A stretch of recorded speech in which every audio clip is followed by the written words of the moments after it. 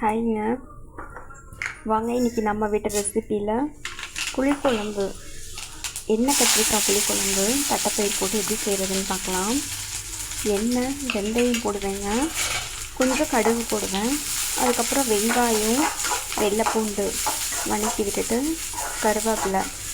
நான் எங்கள் வீட்டில் குட்டீஸுங்க தக்காளி பழத்தை பொறுக்கி எடுத்துருங்க. குட்டீஸ்னு சொல்ல முடியாதுங்க, என் பையன் 11th படித்தான், அவனே தக்காளி பழத்தை பொறுக்கி எடுத்துருவான். அதனால நான் அரைச்சி ஊற்றிடுவேன். அது டேஸ்ட்டும் கொஞ்சம் கூட கிடைக்கும், திக்னஸாகவும் இருக்கும் குழம்பு. அதுக்காக அப்புறம் என்னென்னா மஞ்சத்தூள், குழம்பு மிளகாத்தூள் போட்டுருவேங்க. தக்காளி அரைச்ச விழுதை இப்போ சேர்த்துக்கிறோம். லைட்டாக எண்ணெய் பிரிக்கிற அளவுக்கு வதக்கிட்டு அந்த ஜாரில் எல்லாம் ஒட்டியிருக்கும் பாருங்கள், அதில் தண்ணி ஊற்றி அப்படியே இதில் அலசி ஊற்றிட்டு தேவையான அளவு உப்பை போட்டுடுறோங்க. இப்போ கட் பண்ணி வச்சுருக்க கத்திரிக்காய், அதாவது கட் பண்ணி தனியாக எடுக்கலைங்க, கீறி வச்சுருக்கேன். அதில் குழம்பு மிளகாத்தூள், உப்பு, கொஞ்சோண்டு மஞ்சத்தூள் எல்லாம் போட்டு கலந்து எண்ணெயில் லைட்டாக வதக்கி எடுத்துக்கணுங்க. இப்போ குழம்பு கொதி ஆகிட்டுருக்கு.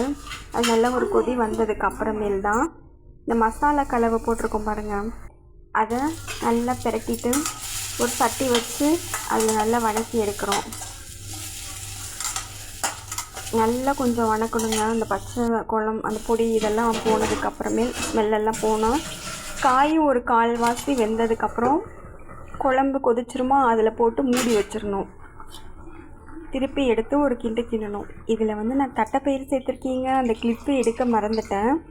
தட்டைப்பயிர் போட்டுட்டு காய் போட்டு, காய் நல்லா வெந்ததுக்கப்புறம் புளியை கரைச்சி ஊற்றிடுறோங்க. அவ்வளோதாங்க. நான் இதை அப்படியேவும் எடுத்துக்கலாம். நாங்கள் தேங்காய் சேர்த்துக்குவோம் கொஞ்சம், ஏன்னா காரம் பிள்ளைங்க அதிகமாக சாப்பிடாதுங்க. அதுக்காக தேங்காய் அரைச்சி ஊற்றலைனாலும் நல்லாயிருக்கும். தேங்காய் ஊற்றினா ஒரு சட்டில் மைல்டாக ஒரு ஃப்ளேவரில் குழம்பு நல்லாயிருக்கும்.